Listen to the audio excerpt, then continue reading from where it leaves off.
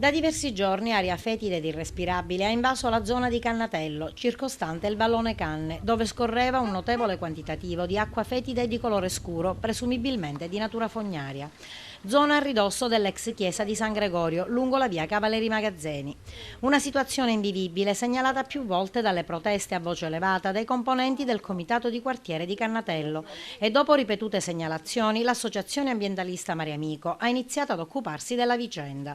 Dopo aver segnalato la questione e denunciato il fatto alla Polizia Provinciale, competente sulla prevenzione, accertamento e repressione dei fenomeni relativi all'inquinamento ambientale e nello specifico del suolo, è stato effettuato un primo sopralluogo, a cui stamane è seguito il secondo alla presenza dei tecnici dell'ASP e dell'ARPA, del Comune di Agrigento e del NOE, dei Carabinieri e dei tecnici di Girgenti Acque.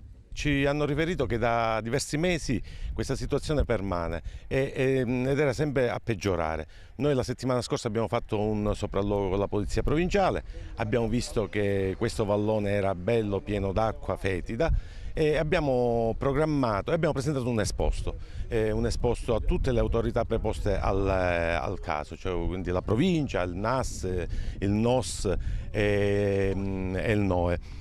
Questa mattina sono venuti a fare i prelievi, se non che questa mattina abbiamo scoperto che il vallone è completamente vuoto, come se qualcuno si fosse rubato quest'acqua. Stanno facendo le indagini, c'è Girgenti Acque, vedremo quello che accade. Certo che è molto strano che dopo la presentazione di un esposto le acque siano sparite.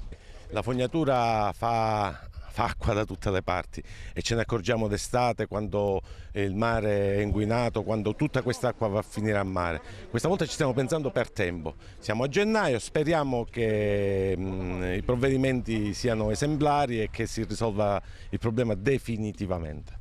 Si stanno effettuando appunto dei prelievi da parte dell'ARPA e siamo in attesa del risultato delle analisi. Il tutto parte da un esposto e quindi stiamo cercando di appurare come sono le strutture degli impianti sia di acque bianche che di acque nere. I prelievi compiuti dai tecnici dell'ARPA sono stati effettuati in diversi punti per risalire alla causa del problema. Abbiamo ricevuto questa richiesta e come sempre facciamo con massima solerzia, il nostro direttore ha organizzato questo servizio. Abbiamo effettuato numero 4 prelievi di campioni lungo il corso del vallone Canne. Le acque prelevate saranno state subito, ora vengono avviate subito al laboratorio dove saranno effettuate le analisi, già c'è del personale specializzato che aspetta per effettuare subito le analisi.